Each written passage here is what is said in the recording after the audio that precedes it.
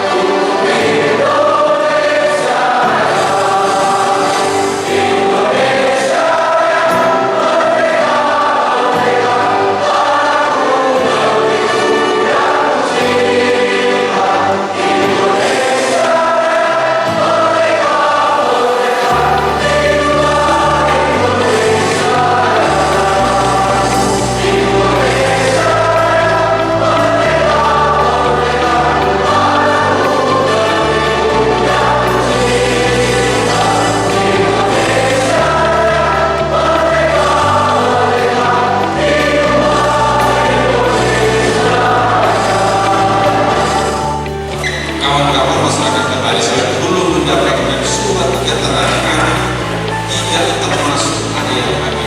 Cuma itu saja.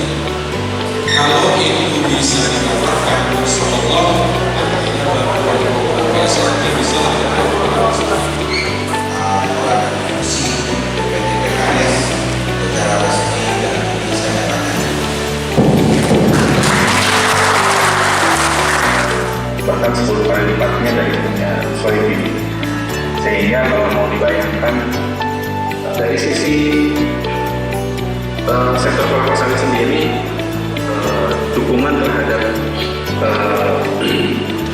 pengurangan kemiskinan dan ketimpangan. Supaya mendampingi kami lah, kami ini bukan orang miskin, kami ini bodoh ini, orang petani. Tahu kami ada sosialisasi penyampaian, pendampingan di situ, gimana cara pengurusan, cara bergulirnya anggaran, cara pelaksanaannya di lapangan. Ya kami masih belum paham ini. Satu yang kami amalkan birokrasi Pak. Tolong pengawasan.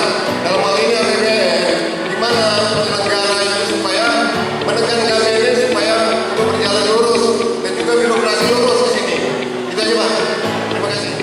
PSR ini sebenarnya yang perlu sangat kita pertajam untuk pembahasannya. Kenapa? Sudah 2 tahun ini Pak stagnan PSR di Asahan, khususnya di Sumatera Utara. Pemerintah juga membuka satu jalur opsi lagi skemanya melalui kemitraan dengan perusahaan. Masuk ke kelompok yang sudah kita coba ke BPN itu dari kelompok petani biaya. Kemarin sudah kita masukkan semua persyaratannya, baik poligon, ya, koordinatnya, kemudian SAP-nya ya, ya.